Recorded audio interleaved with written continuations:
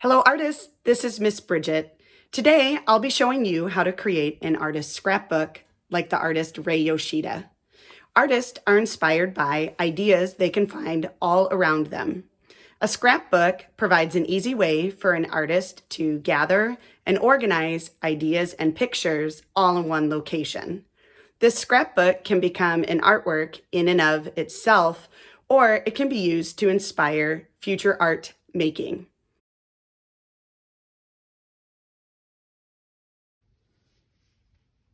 To set up for your scrapbook making activity today, you will need a flat, clean, and dry work area.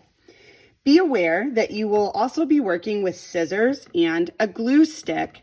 It's best to keep these materials away from pets or very young siblings that may be in your household. As an artist, be responsible for your tools. Your kit will come with chipboard, which is the same thickness as cardboard. It will have 2 pieces and there will already be holes punched into it. This will become the cover of our scrapbook. It will come with 3 binder rings as well as a stack of paper that is already hole punched. You will need to provide your own pair of scissors as well as materials for collage. This can include things such as newspapers, magazines, things that came in your mailbox, and even old cards. Just make sure that you have permission from an adult in your household before you cut up any of these materials. To assemble your book, you will place the chipboard onto the stack of paper and then place the remaining piece of clipboard behind so that you have a book cover that is stiffer to protect your pages. We will be connecting the pages of our scrapbook using these binder rings. To open a binder ring, I need to locate the grooved part of the metal, push and pull it open till I see a little gap, and then pull wide to open up the ring. I will then slide this ring through my scrapbook and listen for the click to know that it's closed. I'll take my remaining rings, slide them through the book, listen for the click.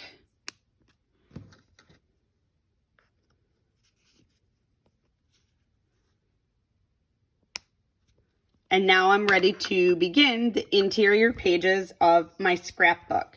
As an artist, I can choose to work with my scrapbook in portrait, so a vertical orientation, or I can choose to turn it landscape or a horizontal orientation.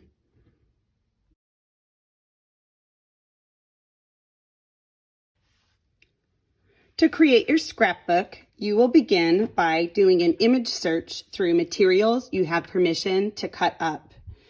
You might begin by looking for ideas and pictures that are already of interest to you, for example, cars. However, keep an open mind because you may come across other images that you find beautiful, spark your curiosity, or are just plain weird, and they would make a perfect addition to your scrapbook. I also recommend cutting out lots of pictures and making piles before you do any gluing.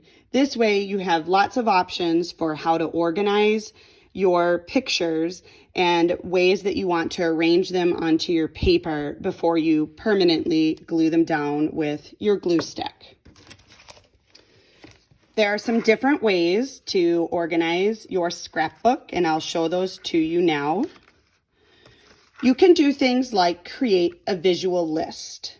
I found an advertisement for garden mulch that included all of these pictures of hands holding mulch, and I noticed that no 2 sets of hands or mulch were the same. I carefully cut out each of these pictures and then chose to organize them into rows across my scrapbook.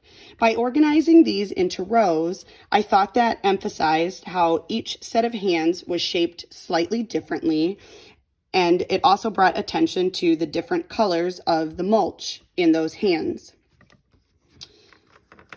On this page, I chose to search for pictures that interested me. I have a sweet tooth, so I searched through my collage materials looking for sweet treats such as donuts, cookies, and ice cream. I then glued those to this page. On another page in my scrapbook, I decided that I really liked the way cartoon lettering looked. I especially liked this starburst pattern with the curved line coming to points as if the letters are exploding or popping out at us. I then searched through all of my collage materials looking for other cartoon words and speech bubbles that I could organize onto this page. On this page, I decided to go with a simple idea, which was to look through all of my collage materials and cut out only circles. I then carefully arranged them onto this paper and glued them down to make a more permanent design. I would also like to show you on this page how to get an interior cut from a magazine. If I were to try to cut out the circle that I have found here, it will be difficult for me to get my scissors all the way around that circle because I cannot hold the entire magazine in one hand without the pages flopping and bending on me. What I recommend is to use your scissors to cut around the shape that you want. It does not need to be a precise cut. Just make sure that you're not accidentally cutting into the shape in the center that you actually want. Now I can move this magazine out of my way and I can hold this in one hand so it's much easier to cut with my scissors. To cut a circle, remember that your scissor holding hand simply opens and closes and your helper hand does all of the turning of the picture so that you can cut out a circle. So feed your magazine picture into the back of the scissor mouth.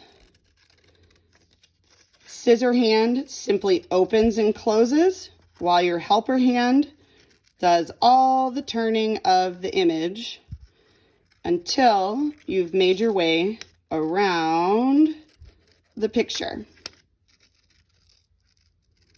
When you are done cutting, you can add this scrap to a scrap pile to be thrown away later, or you might decide that you want to use other parts of this picture on a different page in your scrapbook. Now that I've cut out my circle, I will need to play around with different places that I would like to place it on this design. And once I've settled on where it could go, I will attach it with my glue stick. On these blank pages, I'd like to show you how artists play around with design. Here you can see that I've cut out lots of different pictures of avocados because I like the bright green fruit. And I've sorted them into two piles. This is the leathery dark green outside of the avocado, and this is the inside of the fruit. I'm going to play around with how to arrange avocados on my paper. I might choose to organize them by size, putting all of my big avocados on this page, and perhaps putting these half avocados on this page. If I don't like that, I can simply sweep it away because nothing has been glued and try a different strategy. Now I'd like to take all of these avocados and organize them on the left side of my scrapbook. I'm choosing to match up the straight edge from this avocado with the straight edge of my scrapbook. And I might even do some overlapping where it looks like I have avocados that are partially covering another avocado.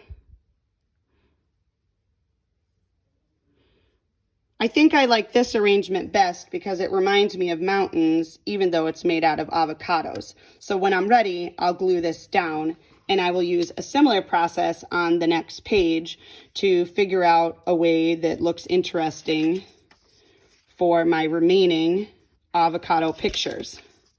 I can choose to use all of the avocados, Or I might decide that I only want to use some and the remaining pictures will find their way to the scrap pile. When I'm satisfied with my layout, I will glue down all of my magazine pictures. I hope that this provides some food for thought as you are gathering, organizing, and gluing down pictures inside your scrapbook. This activity is something that you can come back to again and again all summer long. I hope you enjoy.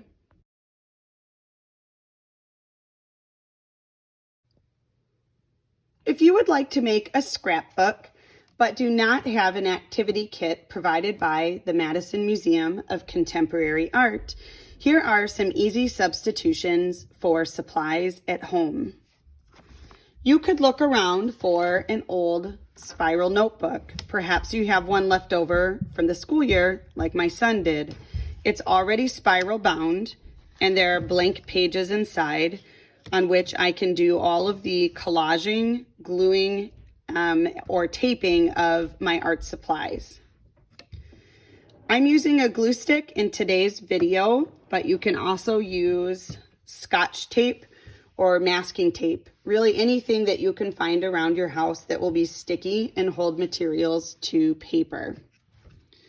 If you would like to attempt to create your own activity book, we used paper that was already cut to 4 by 6 inches.